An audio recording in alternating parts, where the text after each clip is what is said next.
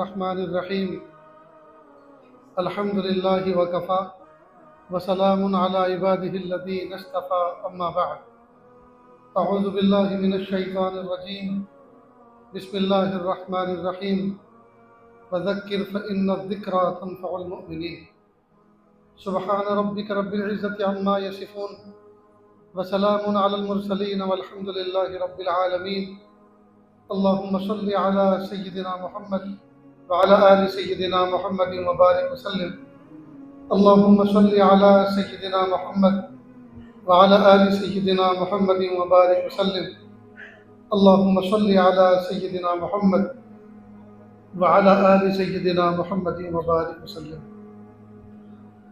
मकसद ज़िंदगी अल्लाह की बंदगी और मकसद हयात अल्लाह ताला की याद।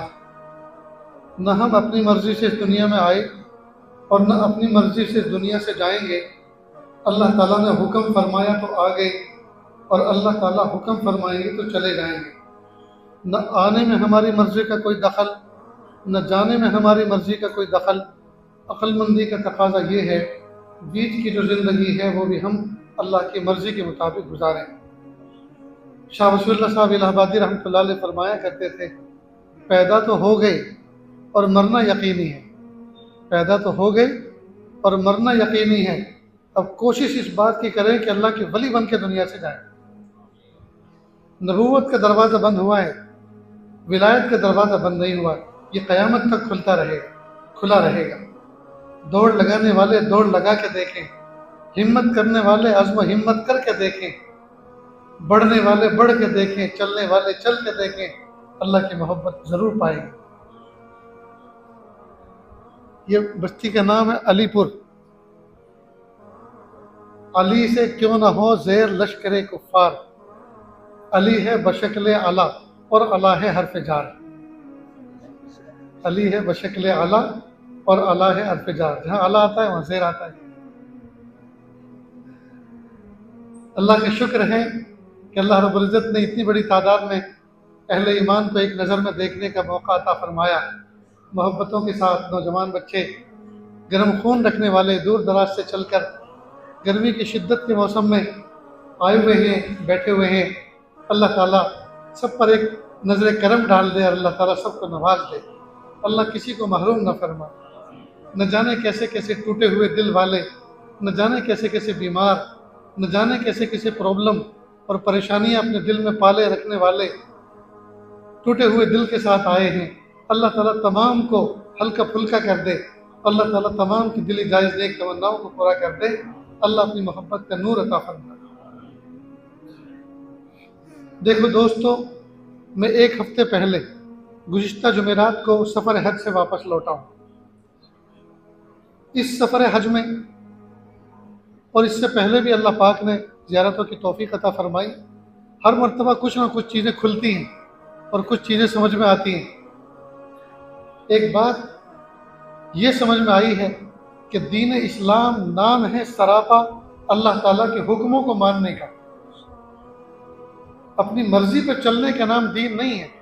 अल्लाह की मर्जी, अल्लाह के हुक्मों पर चलने का नाम दीन इस्लाम है।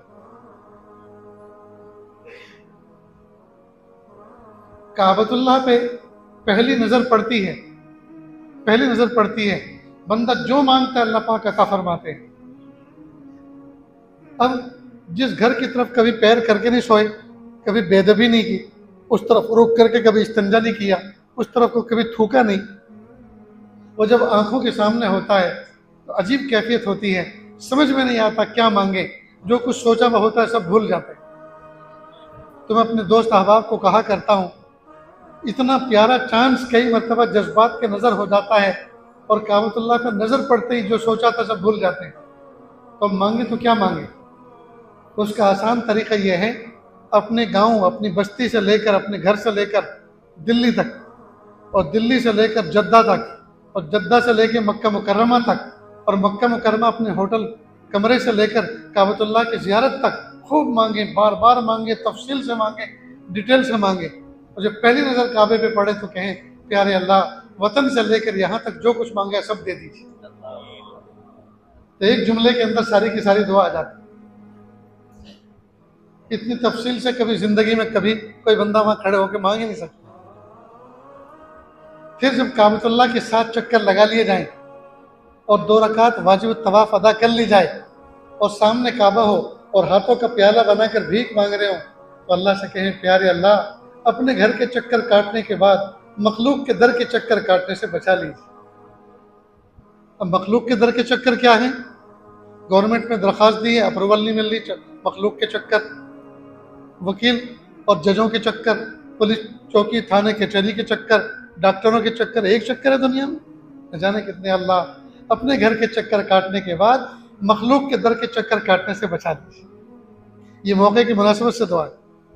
फिर जमजम पीते हैं सफ़ा मरवा जाने से पहले, या अल्लाह इतना मुबारक पानी पीने के बाद, या अल्लाह इन लबों को और इस मैदे को हराम चीज़ खाने और पीने से हमेशा के लिए महफूज कर लीजिए। फिर सफ़ा पे जाके मरवा की तरफ चलते हैं लपक कर, प्यारे अल्लाह ये कोहे सफ़ा है, हमारे दिलों को भी साफ और सफ़ा कर दीजिए। ये अल्लाह सैयदना हाजरा अलैहिस्सलाम यहाँ दौड़ी थी नन्हे इस्माइल अलैहिस्सलाम की प्यास बुझाने के लिए, उसकी कोशिश में, ये अल्लाह मैं दौड़ रहा हूँ आपकी मोहब्बत और मारिफत का जाम पीने के लिए, ये अल्लाह मुझे जाम मारिफत पिला दीजिए। फिर जब सबकी सर के बाल कटवाएं, अल्लाह सर का बोझ तो मैंने हल्का कर दिया, दिल के बोझ को आप हल्का कर दीजिए। ये मौके की मुनासिबत से दुआएं। तो सफ़र हज में जो कुछ अदाएं हैं ये सब बता रही हैं कि दर हकीकत हज और उमरा नाम है अल्लाह के हुक्मों को पूरा करने का, बल्कि पूरा दीन इस्लाम नाम है अल्लाह के हुक्मों को पूरा करना हुजूर पाक सल्लल्लाहु अलैहि वसल्लम के तरीके के मुताबिक। मैदान अरफात में 9 ज़िलहिज्जा को सारे हुज्जाज किराम जमा होते हैं। ज़वाल आफ्ताब से लेकर गुरूब आफ्ताब का वक्त इंतहाई प्राइम टाइम, इंतहाई गोल्डन चांस है। बंदा जो मांगता है अल्लाह ताला कबूल फरमाते हैं। और गुरूब आफ्ताब के वक्त 9 ज़िलहिज्जा को अगर कोई बंदा ये सोचे पता नहीं मेरे अल्लाह ने मुझे माफ़ किया कि नहीं किया, अल्लाह ताला सख्त नाराज़ होते हैं। तो होता कौन है मेरे बारे में ये सोचने वाला, मैंने माफ़ किया कि नहीं किया, मैंने आज रहमत का दरिया बहाया था, क्या तेरे गुनाह बड़े हैं, ये मेरी रहमत बड़ी। आज मैंने सबको धो मांझ के पाक कर दिया, आज सबको ऐसा कर दिया जैसे माँ के पेट से आज ही पैदा हुए, जाओ बख्शे बख्शाए मुज़दलिफा की तरफ चले जाओ। अब अगर इस फजीलत को आप लोगों ने सुना और हज तो ख़त्म हो गया, आप सोचें मौलाना ने हमें अरफात के मैदान में खड़े होने की फजीलत सुनाई है।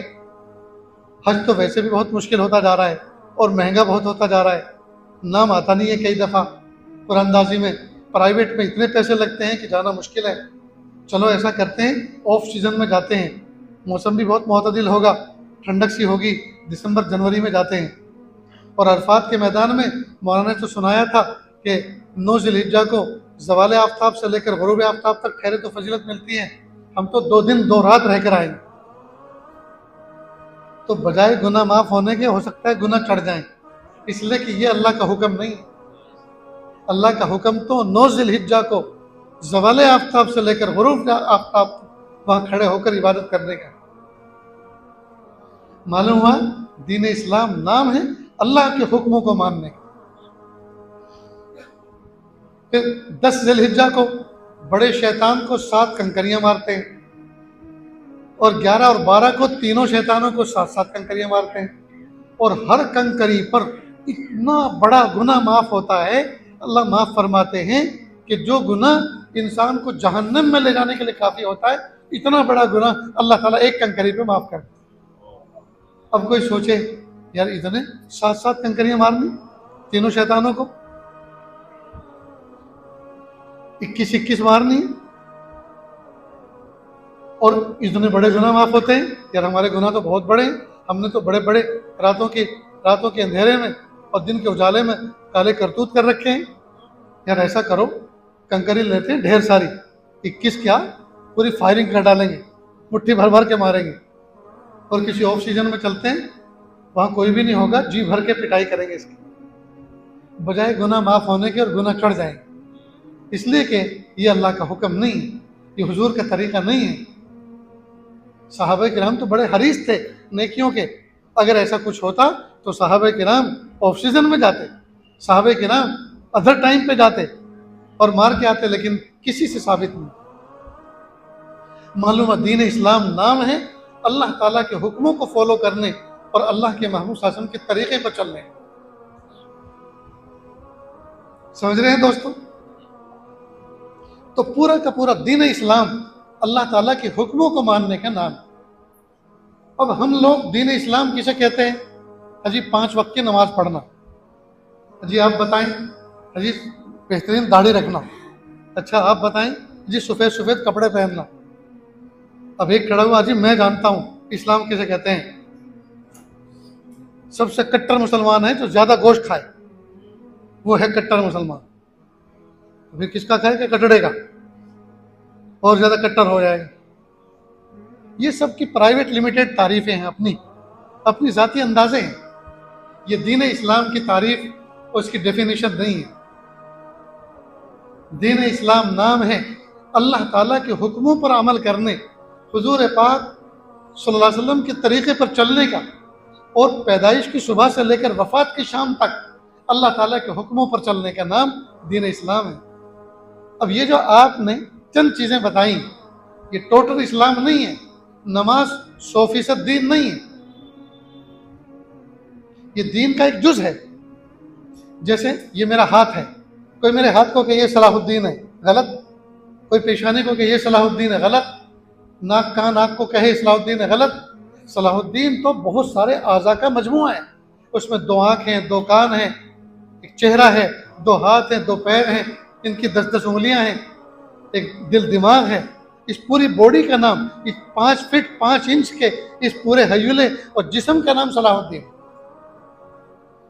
तो इसी तरह दीन इस्लाम अल्लाह ताला के अहकाम के मजमूए का नाम। उसमें नमाज एक जुज है, ज़कात एक जुज है, हज एक जुज है। तो हम सिर्फ एक जुज को पकड़ के कहें कि ये दीन है, नहीं।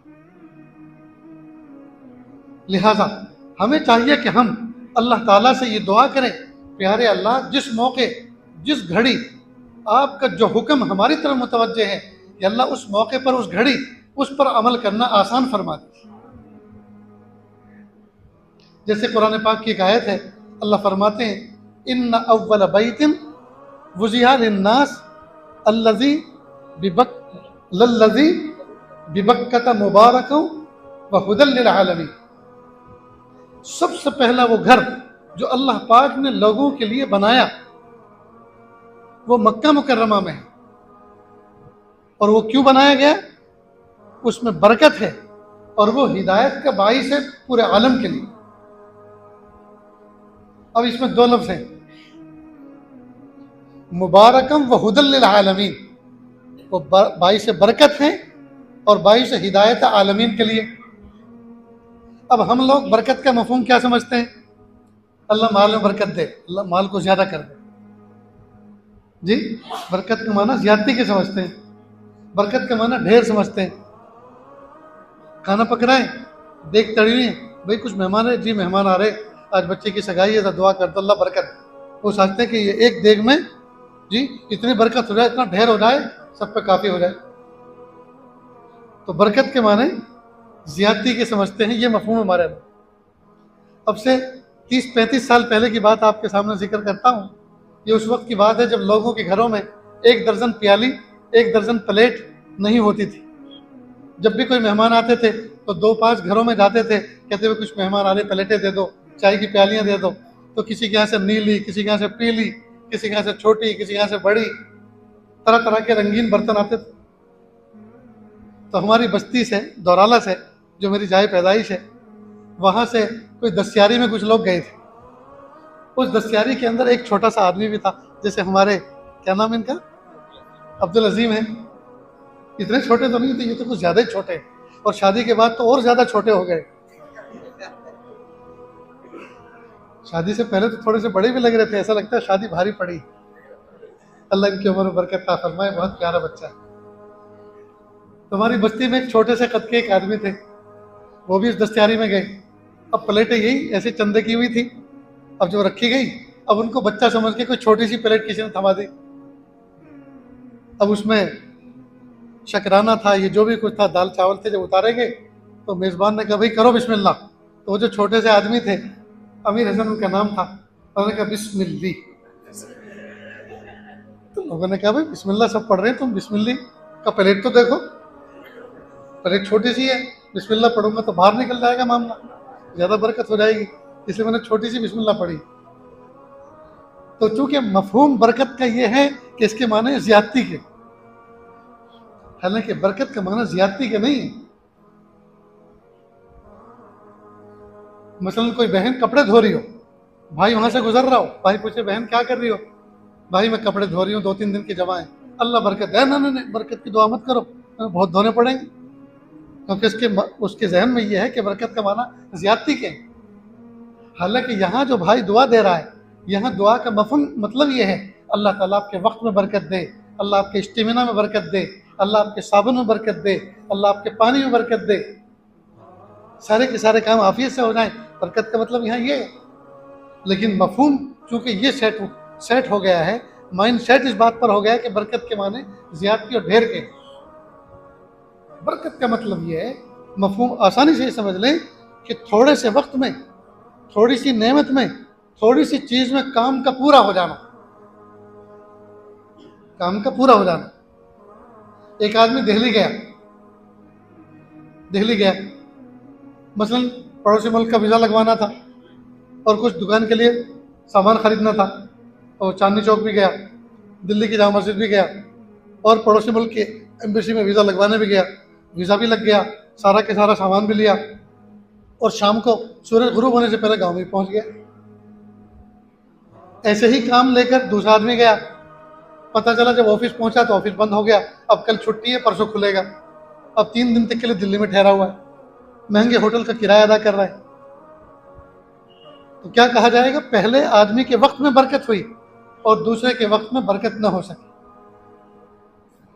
कई मरतबा गाँव के अंदर 2 खानदानों के अंदर लड़ाई हो जाती है, 2 कबीलों के अंदर लड़ाई हो जाती है, बड़े बड़े MP MLA आते हैं, सुलह सफाई करके जाते हैं, कोई मानने के लिए तैयार नहीं, सबके आंखों में खून उतरा हुआ होता है।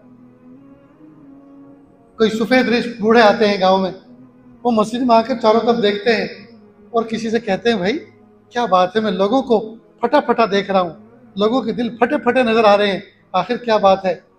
इमाम साहब कहते हैं हजरत आप दुआ कर दीजिए, गाँव में 2 फाड़ हो गई है, हर एक के आंखों में खून उतरा हुआ है, पता नहीं कब गोलियां चल जाए, हालात ऐसे हैं, आप दुआ कर दीजिए। अच्छा, नमाज का जब सलाम फिरा, वो खड़े हुए मुसाफिर और कहा दोस्तों, मेरे प्यारे भाइयों, दुआ के बाद थोड़ी देर ठहर जाएं, मुझे आपसे कुछ बात करनी है।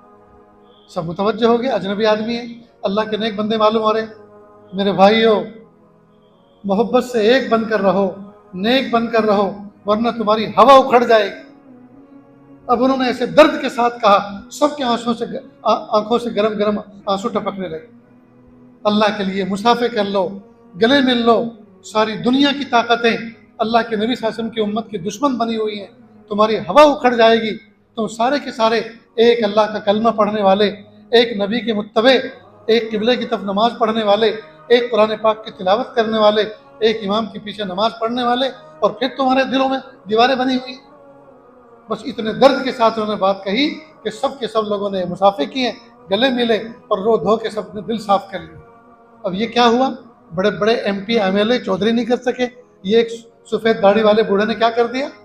इसको कहते हैं बरकत फिल कलाम।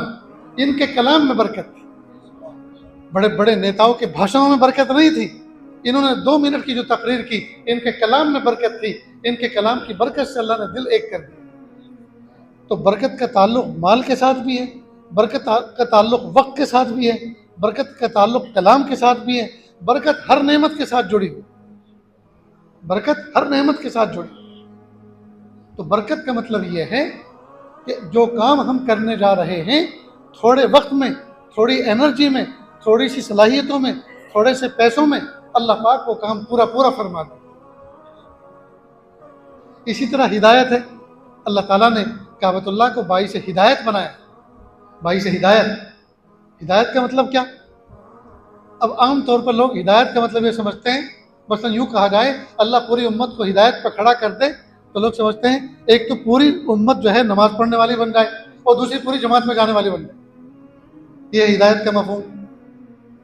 यकीनन जमात में जाना ये भी हिदायत का काम है, नमाज पढ़ना ये भी हिदायत का एक हिस्सा है, लेकिन इसको टोटली हिदायत नहीं कहा जा सकता। तो फिर हिदायत कहेंगे किसको? जिस मौके पर जो अमल अल्लाह को पसंद हो उस मौके पर उस अमल की तौफीक का मिल जाना, उस मौके की हिदायत का मिल जाना। एक आदमी फोर व्हील अपनी गाड़ी लेके निकला। गाड़ी से पहले एक नौजवान बुर्कापोश एक खातून को बीच में बच्चे को लेकर एक थैला लेकर तेजी के साथ आगे बढ़ गया। अभी रोड ही पे पहुंचा था, पता चला कि रोड के किनारे गिरा हुआ है, औरत बेतहाशा रो रही है और वो जख्मों में चूर चूर लेटा हुआ है। आपने गाड़ी रोकी। बहन तुम कहाँ की हो? जी मैं अलीपुर की हूँ। ये कौन है? ये मेरे शौहर हैं, मुझे किराना लेके जा रहे थे, ये मेरा बच्चा है। और इसी तरह से एक गाड़ी वाले ने इसको रगस दे दी, गिर गए नीचे। अच्छा। फौरन उसने 107 ये जो भी नंबर है एम्बुलेंस का बुलाया, एम्बुलेंस आ गया, उनको रवाना किया। उस लड़की से पूछा बेटा तुम किसकी बेटी हो, नंबर बताओ। उनको नंबर किया कि देखो भाई इस तरह से दामाद गिर गए थे और बेटी मेरे साथ है, मैंने अपनी गाड़ी में बिठाया है, बच्चा भी साथ में है और उनको फला हॉस्पिटल में रेफर किया है और तुम भी वहाँ पहुँचो, मैं भी पहुँच रहा हूँ। तो जवाब लेकर वहाँ पहुँचे, गाँव वालों ने आपने देखा, सीने से लगा लिया। अल्लाह आपको जज़ाए खैर दे। अगर खून निकल जाता, मौत वाक़ हो सकती थी, बर वक्त अल्लाह ने आपको फरिश्ता बना के भेज दिया, आपने इतनी ट्रीटमेंट करवा दी, फर्स्ट एड दिलवा दी, अल्लाह आपको बेहतरीन बदला था। आप तो ये कह के दुआएं लेके चले गए। आपने दर हकीकत ये जो काम किया ये उस वक्त की हिदायत का काम, उस मौके पर जो आपने काम किया अल्लाह पाक ने इस मौके की हिदायत आपको अता फरमाई, वो काम आपने किया। आपके पड़ोस में कोई औरत रहती है जिसका शौहर दिल्ली में, बम्बई में कहीं काम करता है, बाहर रिज़्क़ हलाल कमाने के लिए गया हुआ है। रात भर बच्चे के रोने की आवाज़ आई।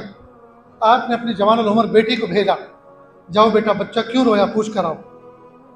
अब बच्चे वो गई तो देखा माँ रो रो के बुरा हाल था, आंखें सूजी हुई थी, रात भर जागी थी। पूछा आंटी क्या बात है, बच्चा क्यों रोया? वो फुट फुट के और रोने लगी कि बच्चा बहुत बुरी तरह से बुखार में तप रहा है। क्या आपने डॉक्टर को क्यों नहीं दिखाया? कल मैं दवाई लेने गई थी लेकिन डॉक्टर ने कहा वायरल बुखार है, 3-4 दिन तक ऐसे ही रहेगा और आपको हो सकता है किसी हॉस्पिटल में भर्ती करना पड़े। क्या फिर आपने क्यों भर्ती नहीं किया? तो बेटा एक भी पैसा घर में नहीं है।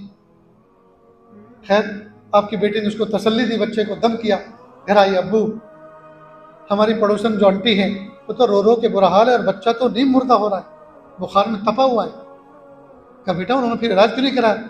अब्बू उनके घर के तो हालत ये है कि उनके घर में पैसा भी नहीं। कि अच्छा बेटा ये लो 2000 रुपये और उनको लेके जाओ कि जो तुम्हारी फैमिली का डॉक्टर है उसको दिखाओ, और जो पैसे बचे बेटा घर वापस मत लाना, बल्कि आप कुछ रास्ते से कुछ फ्रूट खरीदना वो देना, और कोई खिलौना नजर आए बच्चे की शान निशान तो वो दिलाना उसको, और बकिया पैसे भी उनको दे देना।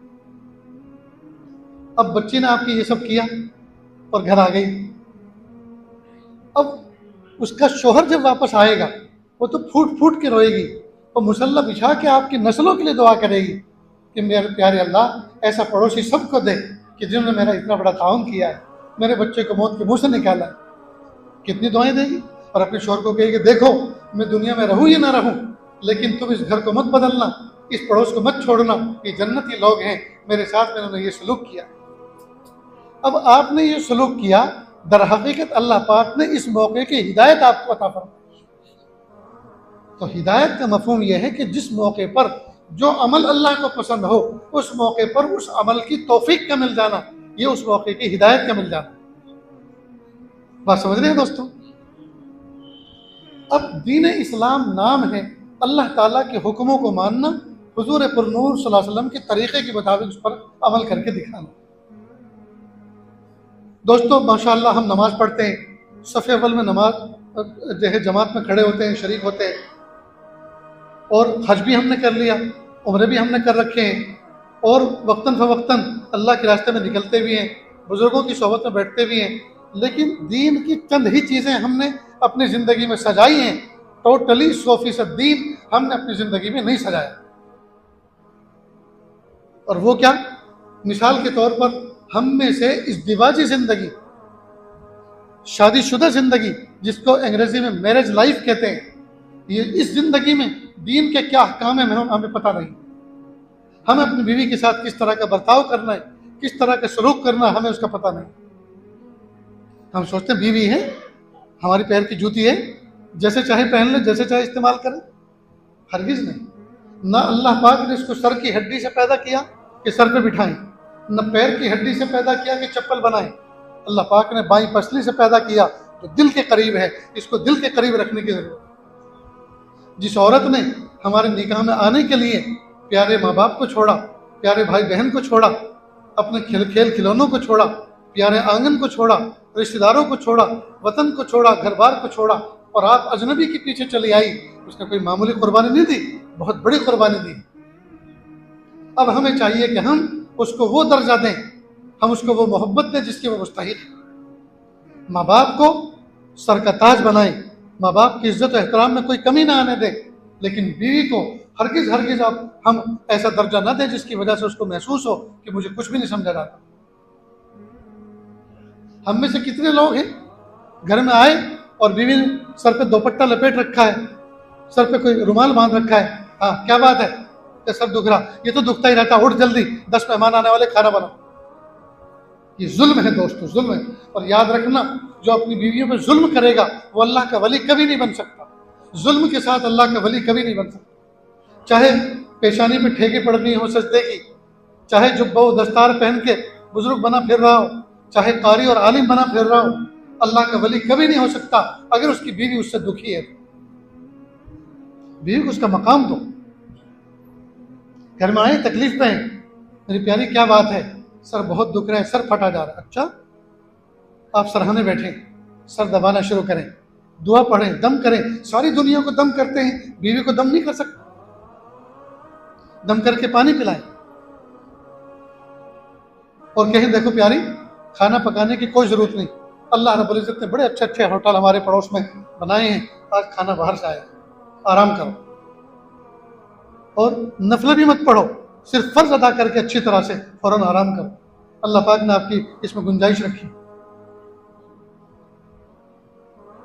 मेरे भाइयों, ये दीन हमें इस बात की दावत देता है, पैर के नाखून से लेकर सर के बाल तक, पैर के नाखून से लेकर सर के बाल तक हमारा बदन का रुआ रुआ अल्लाह ताला के अहकाम से सरशार है।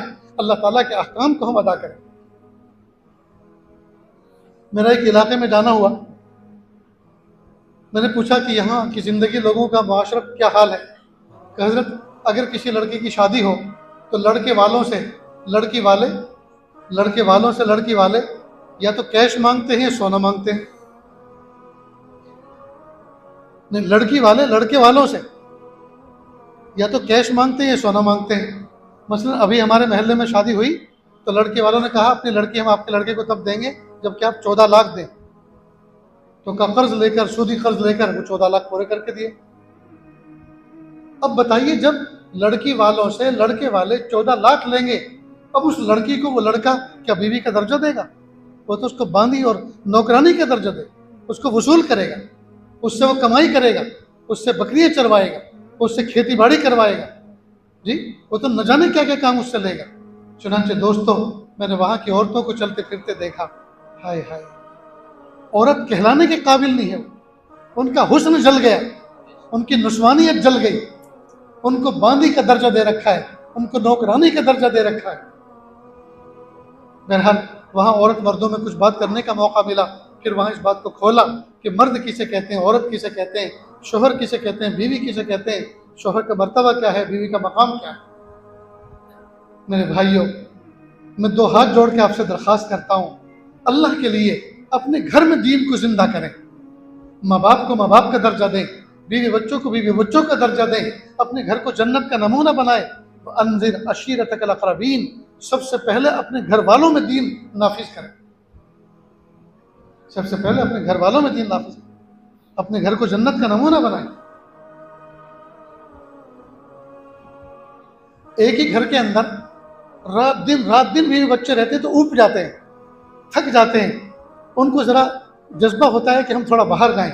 आप तो माशाल्लाह खेती खलियान वाले लोग हैं, आप कभी कभी ऐसा भी किया करो, घर में बेहतरीन खाना बनाओ, बेहतरीन छाछ बनाओ जी, और खाना बनाकर अपने बच्चों को बुग्गी जोड़कर, ट्रैक्टर जोड़कर अपने बच्चों को ले जाओ खेत में, ट्यूबवेल चलती हो, और किसी दरख्त के नीचे आप चटाई बिछाएं, वहां गद्दा तकिया लगाएं, आराम से बैठें, मुसल्ला भी लेकर जाएं, दो रकात शुक्राने की पढ़ें, 2 रकात मोहब्बत की नीयत से, अल्लाह की मोहब्बत की नीयत से पढ़ें, आराम भी करें, खाएं पिएं, शाम तक वहां रहें, फिर शाम को बिस्तर पोटला लपेट के वापस घर आ जाएं। आप वाजे, ये जो आपने तफरी की एक दिन की, वाजे असर अपने बच्चों में और बीवी में आप देखो, इसलिए कि बीवी बच्चे आउटिंग करके आए, आज घर से जरा दूर, वहां खेले भी, कूदे भी, वहां आराम भी किया, खाया भी, इंजॉय भी किया, वो पिकनिक भी हो गई, इंजॉय भी हो गया, तफरी भी हो गई, और घर तरोताज़ा होकर बाहर की ताज़ा हवा खा के घर भी आ गए। महीने 15 दिन में एक आध मरतबा इस तरह का भी करो दोस्त, और ये कोई शरीयत के खिलाफ नहीं है। भाई आपने खेत खलियान पे आप गए, कोई बेपर्दगी नहीं, बच्चों को ट्यूबवेल में आपने नहलाया जी, और खाना खाया, आपने आराम की, अल्लाह अल्लाह किया, अल्लाह को याद किया, कुरान पाक की तिलावत की, 2 रकात मोहब्बत की नीयत से आपने पढ़ी, जोहर की नमाज आपने वहां अदा की जी, बच्चों का भी दिल खुश, बीवी का भी दिल खुश, आपका भी दिल खुश, और आप भी खुश, अल्लाह भी खुश। ये ज़रूरत है इस बात की कि हम अपने बच्चों को घर के बाहर के माहौल से वाकिफ कराएं और कुछ घर के बाहर निकालें और ऊंच नीच बताएं। लेकिन कौन कर रहा है? सुबह से लेकर शाम तक और शाम से लेकर सुबह तक हर वक्त घन चक्कर, औरत उसी में अपने कामों में लगी। कई मरतबा शौहर घर के अंदर दाखिल होता है और औरत का हाल ये होता है, कई मरतबा पहचाने नहीं जाती कि ये अपने वाली है, ये काम वाली है, ये अपने वाली है, कोई नौकरानी है, पड़ोसन है। एक शलवार का पांचा ऊंचा, एक नीचा, दुपट्टा गले में पड़ा हुआ है, बाल बिखरे हुए हैं और भंगन बनी हुई है, झाड़ू लगा रही है, पानी बहा रही है, फर्श धो रही है। किसने इसको जिंदगी कहा दोस्त? औरतों को रानी बना के घर में रखो, उनको क्वीन बना के घर में रखो, घर का कैदी मत बनाओ, घर के अंदर रानी बनाओ। उनको कहो कि देखो प्यारी, मैं जॉब पे, शॉप पे, अपने काम पे, खेतों पे जा रहा हूँ, शाम को 5 बजे आऊँगा, सारे काम निपटा लेना, आराम भी कर लेना, वक्त पे नमाज पढ़ना, वक्त पे तिलावत करना, सुबह सवेरे वो सारे के सारे काम निपटा के जी, पलंग की चादर साफ सुथरी बिछाकर, खुद नहा धोकर, साफ सुथरे कपड़े पहनकर मुसल्ले पे तस्बीह लेकर बैठी हो, कुरान शरीफ लेकर बैठी हो, शौहर घर में आए और देख के उसका दिल खुश हो जाए, ये बीवी नहीं, ये तो हूर परी, ये बीवी नहीं, ये तो हूर परी। वो अपने शौहर का इस्तेकबाल करे। गर्मी का मौसम है, पहले से लीमू का शरबत बना के रखे, सर्दी का मौसम है, पहले से चाय कॉफी बना के रखे। शौहर जब कमा रहा है, 2 पैसे अगर उसी पे खर्च हो जाए, उसका माल उस पर खर्च हो जाए, तो कौन सा नुकसान होने वाला? शौहर का कितना दिल खुश होगा। शरबत पिलाने के बाद कहे, देखो आपके कपड़े जो पहनने वाले हैं वो गुसल खाने में खूंटी पे लटके हुए हैं, तौलिया लटका हुआ है, बाल्टी भरी हुई है, आप नहा लो, फ्रेश हो जाओ, कपड़े पहन कर आओ, और नमाज का वक्त है, नमाज पढ़ो। अब घर में पहनने वाले साफ सुथरे कपड़े पहनकर मस्जिद में जाएगा, कितना दिल खुश होगा उसका, वो कितना हल्का फुल्का होकर जाएगा। जो औरत अपने शौहर का इतना ख्याल रखेगी, अब उसका दिमाग खराब है कि अपनी बीवी को छोड़कर व्हाट्सएप पर किसी और औरत के साथ में डांडे मिलाए, किसी और के साथ में तार जोड़े। जब उसकी बीवी दिल बहलाने वाली घर में मौजूद है, उसको किसी और से नाजायज मुआशरा करने की क्या जरूरत है? कमी उधर भी है और कमी इधर भी है, कमी औरतों में भी है, कमी मर्दों में भी है। मर्दों का हाल यह है, दिन भर काम काज में लगे रहते हैं, गैरेज में काम करते हैं, गिरिश के कपड़े हैं, ऑयल के कपड़े हैं, इंजन में हत्ती मार मार के जी कपड़े खराब हो चुके हैं, खेती बाड़ी में काम कर करके जो बिल्कुल चिल होकर मैला होकर आया है, और आकर थोड़ी खाट पे लेट गया बगैर बिस्तर की, और ईशा भी गायब, खाना भी गायब, रात को 12 बजे उठता है, बीवी से कहता आ जा इधर को। अरे क्या खाक आएगी जब तेरे जिस्म के अंदर मरे हुए कुत्ते जैसी बदबू आ रही है, वो क्या मोहब्बत का मामला करेगी तेरे साथ? शौहर को चाहिए साफ सुथरा रहे, साफ सुथरा रहे, बीवी को चाहिए साफ सुथरी रहे, ताकि मियाँ बीवी तन्हाई की मुलाकात करें तो दोनों को लुत्फ़ जिंदगी आ जाए, दोनों को लुत्फ़ जिंदगी आ जाए। लेकिन अफसोस की बात है, न कोई माँ बहनों को समझाने वाला है, न इन नौजवानों को कोई समझाने वाला। अल्लाह पाक ने साफ सुथरे मोमिन की फजीलत बयान फरमाई। साफ सुथरा मोमिन अल्लाह को पसंदीदा है।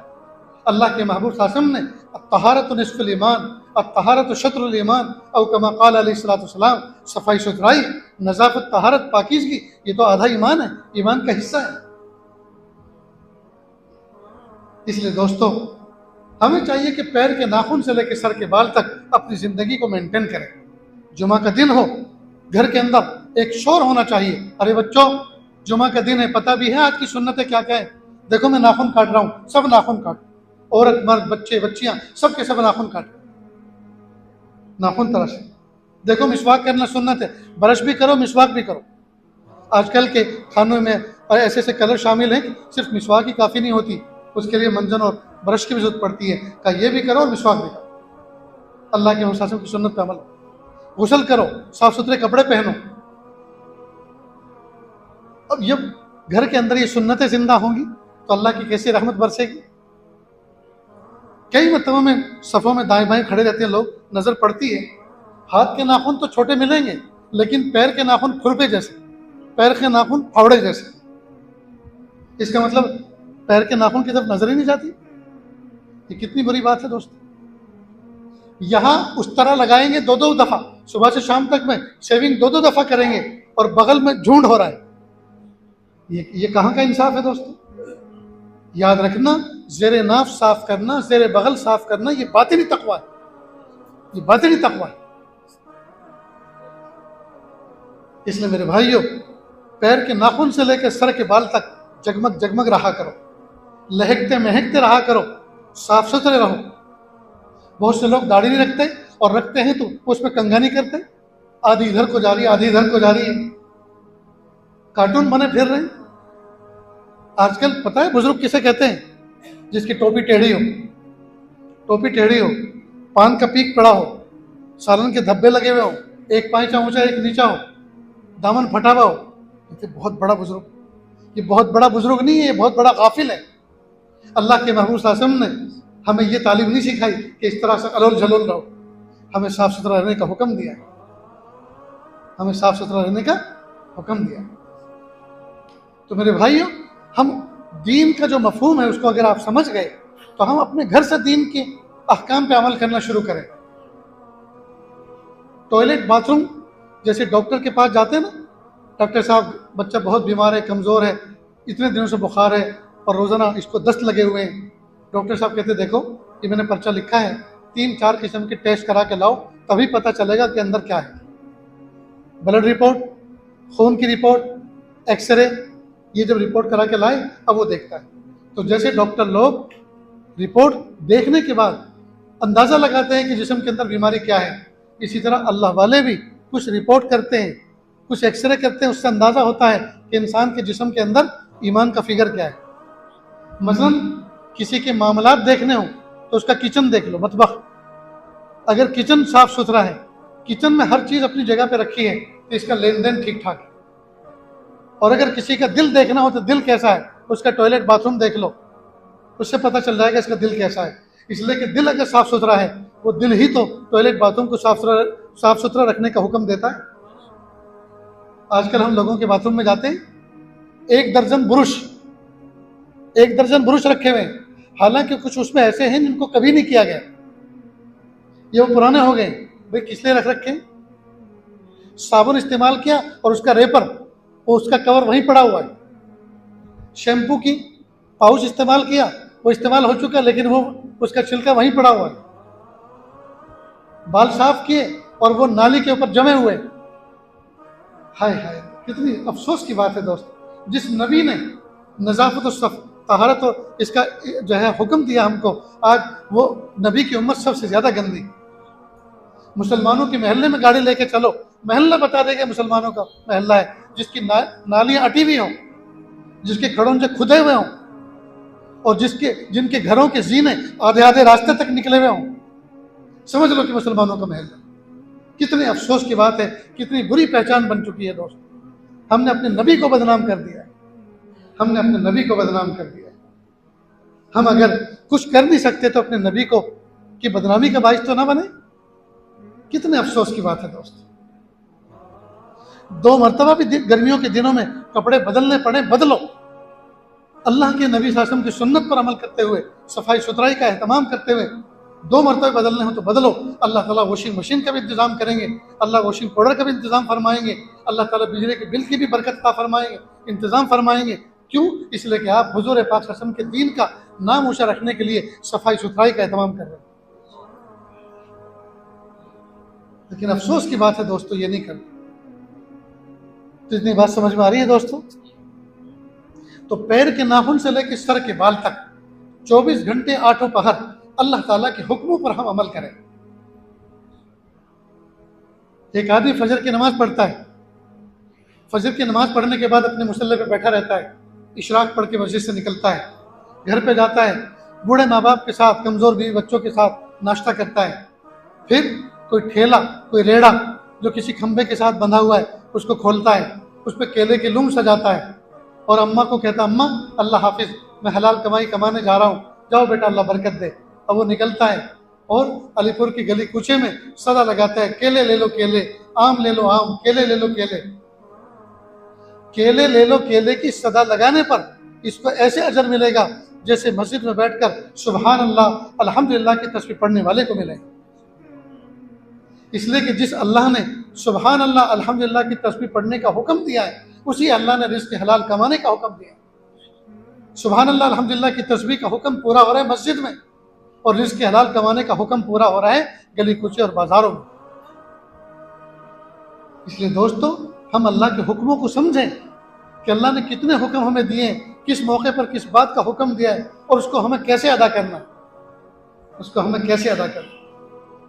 तो इन बातों पर दोस्तों अमल करेंगे ना। ये जो बातें आपके सामने की गई, ये कोई भारी भरकम कलाम तो नहीं था जो सर से ऊपर गया हो, समझ में ना आया। घर को जन्नत का नमूना बनाए, बीवी के साथ मोहब्बत का मामला करें। मैंने तो मैदान अरफात में, और अरफात में जाने से पहले मीना में, और मीना से जाने से पहले अजीजिया जुनूबिया मक्का मुकर्रमा के जो महल्ले हैं वहाँ हाजियों की बिल्डिंगों में जाके बयान में ये कहा, अरफात में जाने से पहले पहले अगर बीवी साथ में है, बीवी साथ में, उसका हाथ हाथ में लेकर उससे माफ़ी मांग ले और कहे, प्यारी मेरे तो निकाह में है, इतने ज़माने से निकाह में है, आज तक मेरा हक अदा न, मैं तेरा हक अदा न कर सका, अल्लाह के लिए मुझे माफ़ कर दे, अल्लाह के दरबार में हाजिर हो रहा हूँ, ये हुकूकुल इबाद है, अल्लाह के लिए मुझे माफ़ कर दे। बीवी तुमसे माफ़ी मांग ले, तुम अपनी बीवी से माफ़ी मांग लो। और अगर बीवी साथ में नहीं है, माँ बाप साथ में नहीं है, फ़ोन करके कह दे, अम्मी मुझे माफ़ कर दो, अब्बू मुझे माफ़ कर दो, मैंने भरी जवानी में तुम्हें धक्का भी दिया, मैंने भरी जवानी में तुम पर हाथ भी उठाया, तुम्हें गाली भी दी, अम्मी बहुत बुरा मैं करके आया हूँ, अगर तुमने मुझे माफ़ न किया, अल्लाह ताला मैदान अरफात में मुझे माफ़ नहीं करेंगे, और मैं सबसे बदकिस्मत अरफात में हाजिर होने वालों में शुमार होऊंगा, इसलिए कि हुकूकुल इबाद मैं अदा करके नहीं आया। अम्मी मुझे माफ़ कर दो, अब्बा मुझे माफ़ कर दो, मेरी प्यारी मेरी बीवी मुझे माफ़ कर दो। मैंने तो वहाँ भी माफ़ी मंगवाई, मैंने खुद माफ़ी मांगी अपनी अहलिया से, और अल्लाह ताला हर साल जाने की तौफीक देते हैं, हर साल माफ़ी मांगता हूँ। मेरे भाइयों, हम अपनी बीवियों के साथ में हुस्न सलूक का मामला करें। ये नहीं है कि बीवी बस एक ही काम के लिए है, जब इंसान के अंदर जज्बा हुआ, जोश हुआ, बस उसकी कोली भरी, उससे प्यार मोहब्बत का इजहार किया, नहीं नहीं नहीं, सुबह से लेकर शाम तक हम उसको देखें, उसका दिल खुश हो जाए, हमारे देखने का अंदाज ये हो कि वो उसके दिल के अंदर गुदगुदी हो जाए। कई मरतबा आप ऐसा भी करें, घर से निकलें, चंद कदम बाहर जाएं, फिर वापस आए, बीवी के क्यों, क्या हुआ, क्यों वापस आए, मेरी प्यारी करीब आओ, आज जाने को दिल नहीं कर रहा, जी कर रहा है बस तुम्हें देखता रहो। क्या जाओ जाओ अपना काम करो। क्या ठीक है तुम भेज रहे हो तो जा रहा हूँ, बाकी मैं तो जाने के लिए नहीं, मैं तो वापस रहने के लिए आया। अब आप चले गए, आपको तो जाना ही था, लेकिन आपने ये अदा ऐसी दिखाई कि इससे उसके दिल में गुदगुदी हो गई। अब शाम तक जब तक आप नहीं आएंगे, इसकी खुशी और इसकी मसरत वो शाम तक महसूस करेगी। अब देखो तो छोटी सी एक अदा आपने अपनाई, लेकिन इस अदा से किसी का दिल जीत लिया ना आपने। आपने एक मिस कॉल किया, आपने एक कॉल किया, जी क्या काम है, अरे काम कुछ नहीं है, यहाँ काम पे दिल ही नहीं लग रहा, पर दिल चाह रहा है कि उड़ के आ जाऊं और मिल लूं, कि जाओ जाओ अपना काम करो। कहा काम तो मैं करूँगा ही, तो आए हूँ काम करने के लिए, इसके अलावा तो कोई काम ही नहीं है, लेकिन मैंने अपने दिल की कैफियत बता दी। अब आपने इतनी सी अदा दिखाई, उसके दिल में कैसे लड्डू फूटेंगे। एक मिसाल और, अल्लाह न करे आपको शुगर हो गई, अल्लाह ताला हम सबकी हिफाजत फरमाए। आपने बीवी को दिखाया कि मेरी प्यारी, ऐसा लगता है अल्लाह पाक ने ज़िंदगी भर का मीठे का कोटा मेरा ख़त्म कर दिया, मुझे शुगर की बीमारी लग गई, कहा इन्ना लिल्लाहि व इन्ना इलैहि राजिऊन। आप फिक्र न करो, आप परहेज करो, दवाई खाओ, मैं भी दुआ करूंगी अल्लाह ताला खत्म कर दे। कहा कि देखो खत्म तो जब होगी होगी, अब तुम रोज आना मुझे फीकी चाय दिया करो। कहा ठीक, कोई बात नहीं। अब 2-4 दिन उसने फीकी चाय दी और एक दिन भूल से उसने मीठी दे दी। अब जब आपने पी, फौरन आपने उसको देखा, कहा देखो प्यारी, तुमने फिर वही हरकत की। कहा क्या? कि तुम मेरी चाय बनाने के बाद इसमें उंगली मत डाला करो, तुम्हारी उंगलियों से शहद निकलता है, जब उंगली डालती हो तो चाय मीठी हो जाती है, और मीठी चाय से मुझे परहेज है। वो तो आगे से कि ओहो माफ करना, अल्लाह के लिए मुझे माफ करना, मुझसे गलती हो गई, लाओ मैं दूसरी बदल के लाती। अब वो बदलने के लिए गई, अब वो पका रही है दूसरी, ये उसमें दूध मिला के उसको फीका कर रही है, और दिल ही दिल के अंदर एक लड्डू फूट रहे हैं कि देखो कितने प्यारे अंदाज से मुझे कहा कि तुम मेरी चाय के अंदर अपनी उंगली मत डाला करो, तुम्हारी उंगली में ऐसा शहद बहता है कि मेरी चाय मीठी हो जाती है, और मीठी चाय मेरे लिए मुज़िर है।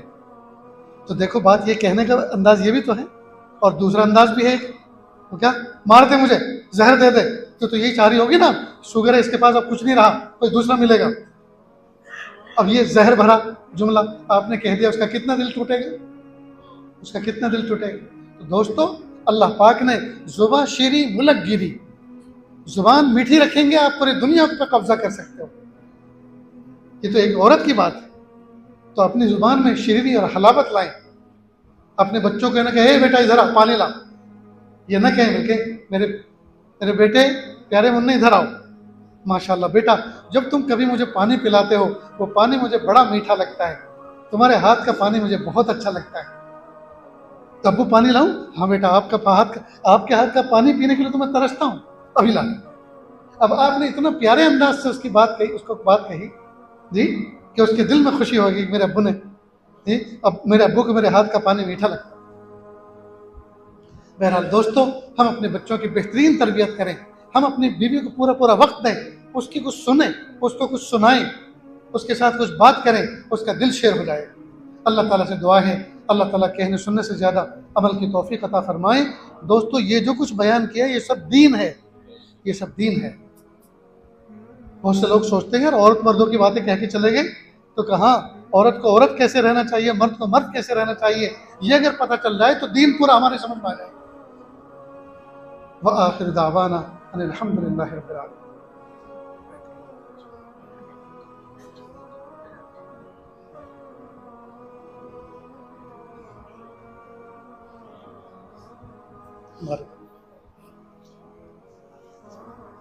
माशाअल्लाह आप हजरात दूर दराज से सफ़र करके आए, मुझे नहीं लगता था अलीपुर छोटे से गांव के अंदर इतना बड़ा मजमा भी जमा होगा। माशाअल्लाह नौजवान बच्चे तो दीवारों पर बैठे हैं, उन्हें खड़े होने की जगह नहीं मिली, अल्लाह उनकी हिफाजत फरमाए। कुछ अफराद ऐसे भी हैं नौजवान बच्चे जो तौबा ताइब होकर अपनी ज़िंदगी संवार के गुजारना चाहते हैं। मैं तौबा की कलमात पढ़ाता हूँ, मेरे पीछे पीछे पढ़ते चलें। बिस्मिल्लाहिर्रहमानिर्रहीम।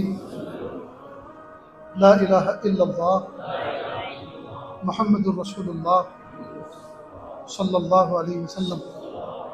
अशहदु अल्ला इलाहा इल्लल्लाह व अशहदु अन्ना मुहम्मदन अब्दुहु व रसूलुहु। अस्तगफिरुल्लाह रब्बी मिन कुल्लि ज़ंबिन व अतूबु इलैह। अस्तगफिरुल्लाह रब्बी मिन कुल्लि ज़ंबिन व अतूबु इलैह।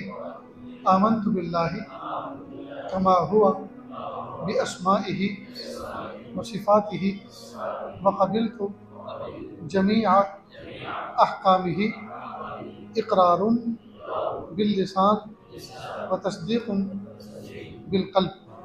व सल्लल्लाहु तआला अला खैरि ख़ल्क़िहि मुहम्मदिन व अला आलिहि व अस्हाबिहि अजमाइन बिरहमतिका या अरहमर राहिमीन।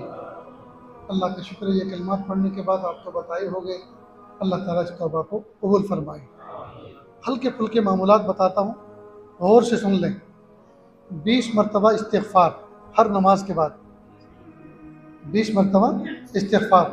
सबसे छोटा इस्तिग़फ़ार है अस्तग़फ़िरुल्लाह अस्तग़फ़िरुल्लाह अस्तग़फ़िरुल्लाह अस्तग़फ़िरुल्लाह अस्तग़फ़िरुल्लाह अस्तग़फ़िरुल्लाह अस्तग़फ़िरुल्लाह अस्तग़फ़िरुल्लाह अस्तग़फ़िरुल्लाह अस्तग़फ़िरुल्लाह अस्तग़फ़िरुल्लाह अस्तग़फ़िरुल्लाह अस्तग़फ़िरुल्लाह अस्तग़फ़िरुल्लाह अस्तग़फ़िरुल्लाह अस्तगफिरुल्लाह अस्तगफिरुल्लाह अस्तगफिरुल्लाह अस्तगफिरुल्लाह अस्तगफिरुल्लाह, हो गया 20। 1 मिनट भी नहीं हुई, सेकंडों में हुआ। 10 मरतबा दुरूद शरीफ सल्लल्लाहु अलैहि वसल्लम सल्लल्लाहु अलैहि वसल्लम सल्लल्लाहु अलैहि वसल्लम 10 मरतबा, और 10 मरतबा सूरह इखलास, कुल हुवल्लाहु अहद अल्लाहुस समद लम यलिद वलम यूलद वलम यकुल लहू कुफुवन अहद। और 10 मरतबा जो बंदा इसको पढ़े, एक महल अल्लाह पाक जन्नत में अता फरमाते हैं। और महल 2 कमरे 3 कमरे 4 कमरे का नहीं होता, किलोमीटरों में को होता है। और जन्नत का महल, उसकी तो कोई इंतहा नहीं बता सकता। तो रोज़ाना हर नमाज के बाद 20 मरतबा इस्तिग़फ़ार, 10 मरतबा दुरूद शरीफ, 10 मरतबा सूरह इखलास पढ़ें। करेंगे ना इंशाअल्लाह। मुश्किल से 2.25 मिनट का यह अमल है। कतरा कतरा दरिया शवद, जिन टेंटुओं के नीचे बड़ा सा पत्थर, उसकी सिल बिछी हुई होती है और उसमें एक एक कतरा टपकता है, तो पानी जैसा लतीफ़ कतरा पत्थर जैसी कसीफ चीज़ को उसमें भी सोराख कर देता है, उसमें गड़ा कर देता है। तो अगर रोज़ाना थोड़ा थोड़ा अमल करेंगे, अल्लाह ढेर सारा ज़ख़ीरा जमा फरमाता है। तो आप डट के इंशाअल्लाह रोज़ाना, सफ़र हो हज़र हो, सेहत हो बीमारी हो, मौत हो मय्यत हो, शादी हो ब्याह हो, हर हाल में आप कर सकते हैं।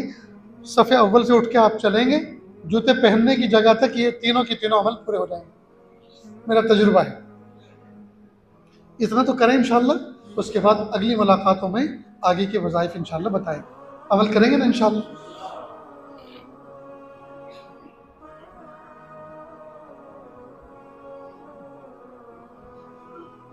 एक बहन है उम्मीदा खातून, रफ़ीक अहमद की अहलिया, गंगेरू की हैं, बहुत बीमार हैं। अल्लाह ताला उनको शिफाए कामिल अता फरमाए। दोस्तों, इस मजमे के अंदर भी कितने बूढ़े, कितने जवान, कितने वालिदैन बीमार हैं। अल्लाह ताला तमाम को शिफा अता फरमाए। हर एक आदमी के साथ में कुछ न कुछ तकलीफ़ें हैं, दर्द हैं। जवान जवान बच्चे बच्चियाँ घरों में बैठे हैं, रिश्ते नहीं आ रहे। अल्लाह नेक साले रिश्ते जोड़े अता फरमाए। जिन बच्चे बच्चियों के निकाह हो चुके हैं, अल्लाह ताला दरमियान में तरफ़ैन में अल्लाह ताला मोहब्बत पैदा फरमाए और सुकून वाली ज़िंदगी अता फरमाए।